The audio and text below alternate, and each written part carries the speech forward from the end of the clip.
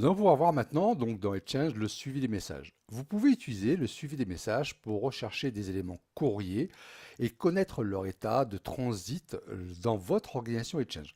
Donc grâce au suivi des messages, vous allez pouvoir tout simplement visualiser l'ensemble des courriers qui sont entrants et sortants et qui transitent au sein de votre organisation Exchange. Vous allez pouvoir notamment rechercher des messages sur de nombreux critères comme une adresse de courrier, une plage de date, un état de remise, voire même un identifiant de message si vous le connaissez.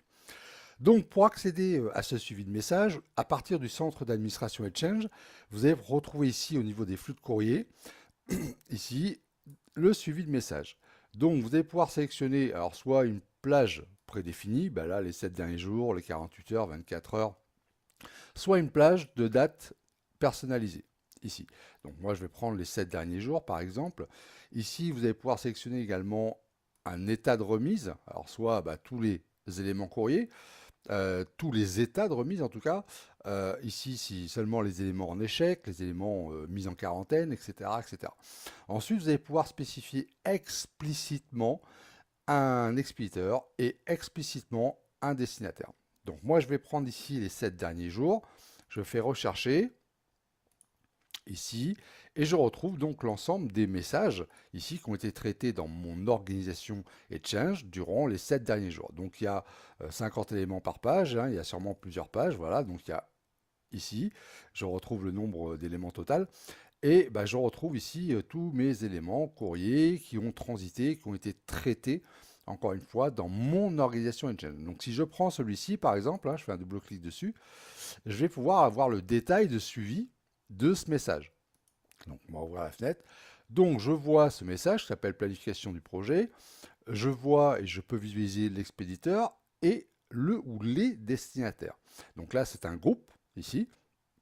Je vois son état. Donc le message a été envoyé à tel groupe et il a été reçu et Exchange l'a envoyé donc à l'ensemble des membres de ce groupe.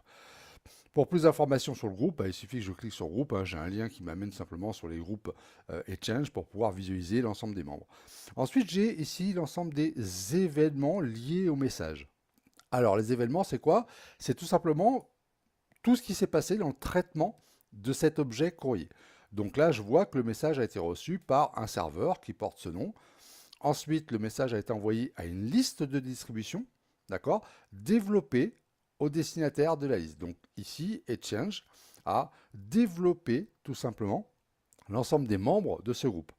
Hop, ici, le message a été envoyé, le message a été reçu par un autre serveur et le message a été remis correctement. Et enfin, à la fin, je retrouve ici l'ensemble des diagnostics du courrier indésirable de cet élément. Donc voilà le suivi des messages ici.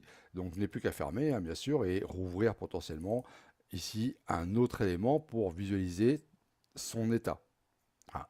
Donc voilà le suivi des messages, comment on peut l'utiliser.